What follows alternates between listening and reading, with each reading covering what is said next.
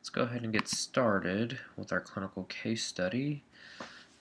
What we had here was an admission of an older lady directly from an ER, from an outlier facility, directly into our ICU. At the time, I was doing rounds with internal medicine, so we were the primary on the case. So we had a 62-year-old female patient who essentially was found unresponsive in the home by her son. This lady was apparently having difficulty breathing and was slumped over in the bed. According to the son, he had spoken to her the night before, and she had complaints to him that she was having some mild shortness of breath, more than usual, and that she had stated she hadn't taken her, what she was calling her water pills, for a week because she had ran out of her prescription.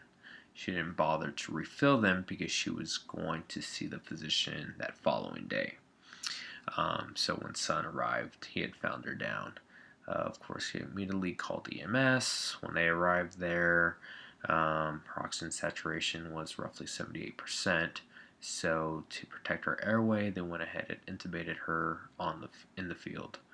So she was immediately transferred to the nearby ER, and then from that point directly admitted to our facility.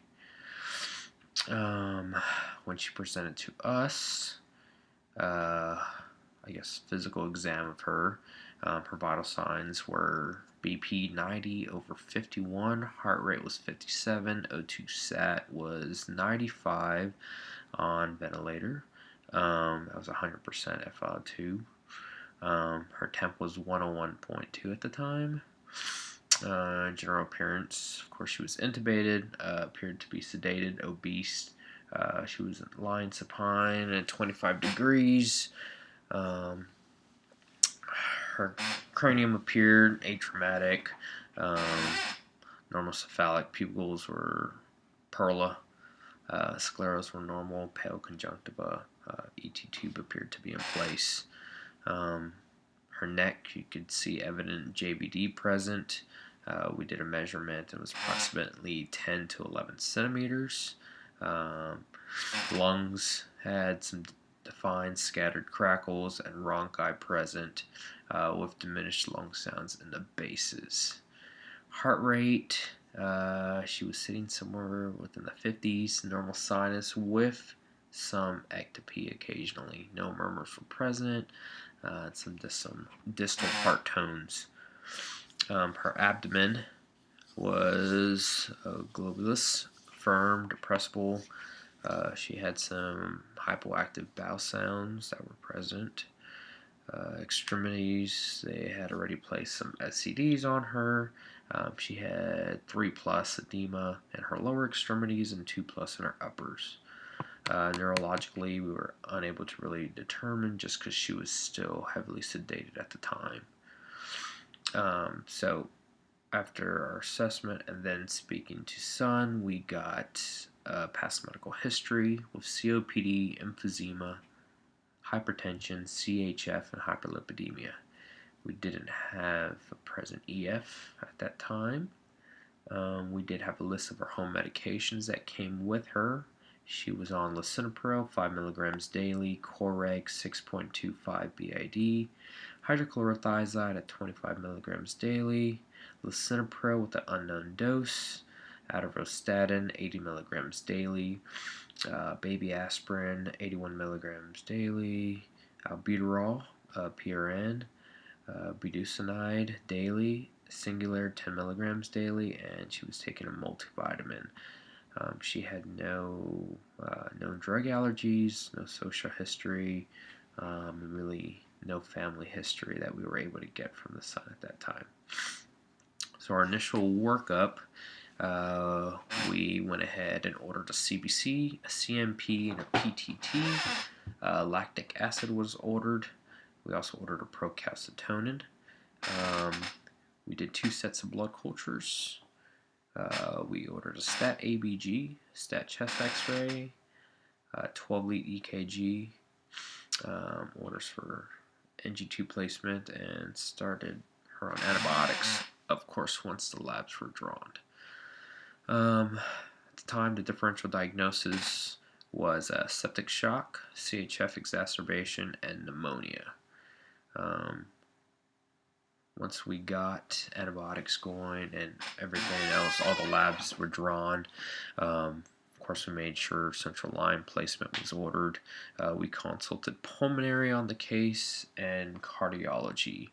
Kind of the plan for the following few days for her, where to treat her as if she was in septic shock. Of course, we got lab results back after several hours. Her WBCs presented 12.5, hemoglobin 12.6, hematocrit 33, platelets were 258, sodium was 141, potassium 3.3, BUN was 30, her creatinine was 1.5, glucose was 172, Billy was 1.3, her AST and ALTs were both elevated at 1400 and 900, and her BNP was 8900. So clearly off the back we knew that this lady was overloaded. She was showing signs of infection due to the fact of her elevated white cell count. She was febrile. Some of her, of course, her kidneys were looking like they were taking a hit, and her liver enzymes were elevated, and no history of diabetes, but her glucose was 172 at the time. So the plan was to, of course, treat the infection. Once we treated the infection and hemodynamics were stable, we were going to start diuresing her. We went ahead and ordered the echocardiogram based on the premise that cardiology would like those results. Then we consulted the cardiology group. So really, the goal was to keep a strict eye of hemodynamics and diurese, and then evaluate day by day to see if she would warranted weaning trials or extubation, but that was left up to the pulmonologist and intensivist group. So that is the case that was presented for us, and I presented to you all. Thank you.